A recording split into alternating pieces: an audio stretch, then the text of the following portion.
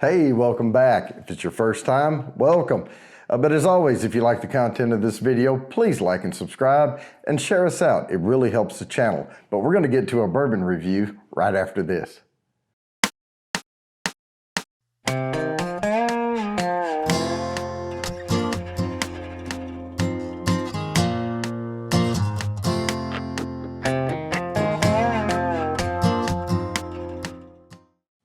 All right, we have Charles Goodnight. This is 100 proof.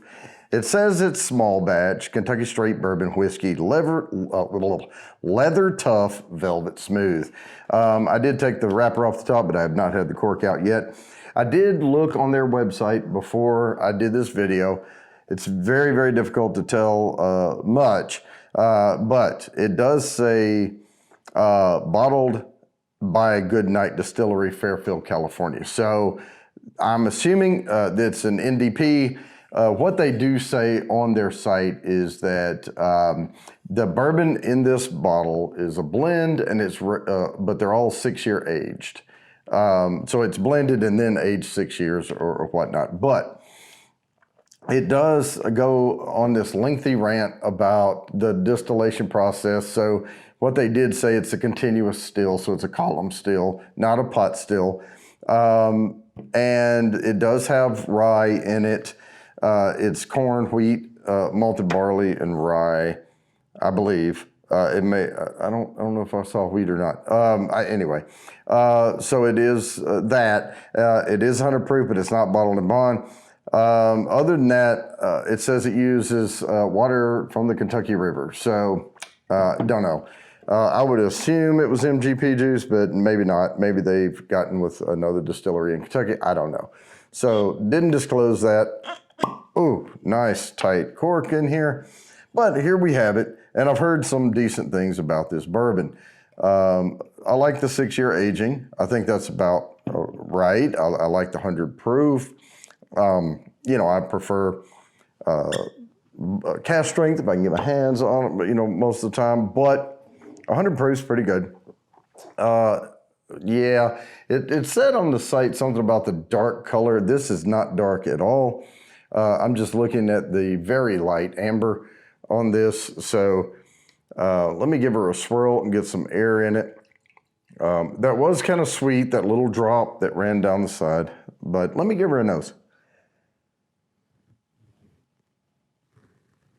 All right, I'm getting the vanilla up front.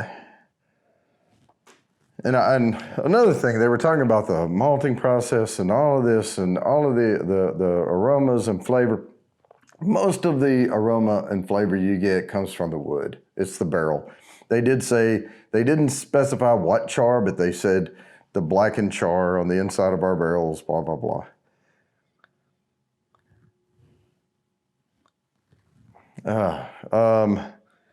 Typical apple vanilla. There is a bright note coming out on top of this. I can't quite put my finger on it. But I'm going to go ahead and get the tongue wet here. At this point, I am not expecting the hype to stand up. Just from the looks, the legs are okay. It's pretty flat. It's pretty light in color, but let me give her a taste.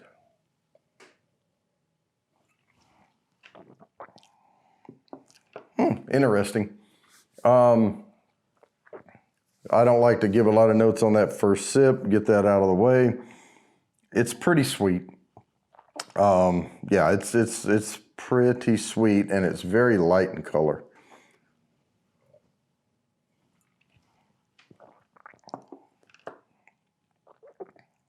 There is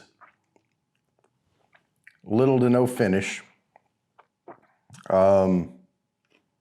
Yeah, that's about it. I mean, it's good. Don't get me wrong. There's nothing off-putting about this.